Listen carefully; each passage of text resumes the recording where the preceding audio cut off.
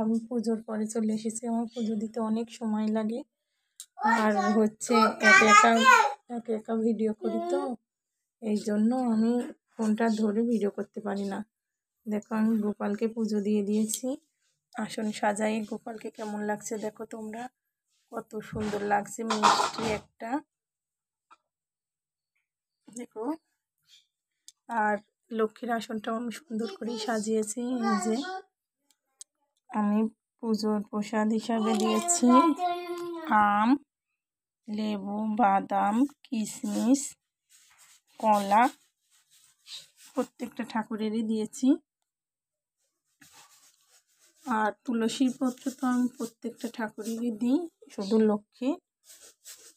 লক্ষ্মীর থালাতেই আমি তুলসীর পত্র দিই না, কিন্তু গিলাসে দিই।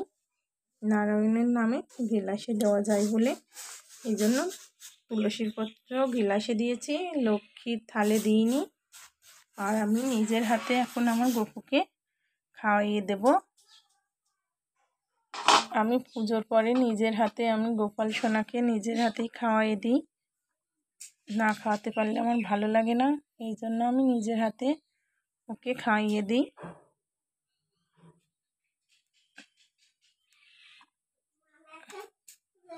আর তোমাদেরকে বলেছিলাম আজ অনেক ফুল পেয়েছি, ফুলের মালা গেঁথে দেব। দেখো আমার মেয়ে ফুলের বোটাগুলো কেসি দিয়ে কেটে নিয়েছে, নেওয়ার পরে মালা গাচ্ছে।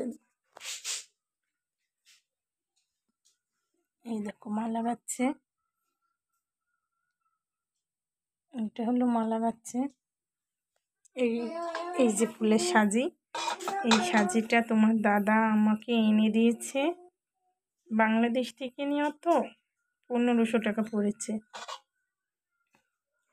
সাজিটা 1500 টাকা দাম নিয়েছে। সাজিটা তোমার দাদা আমার ফুল তোলার জন্য এনে দিয়েছে। আগে এই সাজিতে ফুল তুলতাম, তা একদিন বলেছিলাম, সে আবার আমার সাজিটা এনে দিয়েছে। সাজির সাথে আরও অনেক কিছু এনে দিয়েছে, তোমাদের আরেকটা ভিডিওই দেখাবো। আমি গপুকে জল খাওয়াই,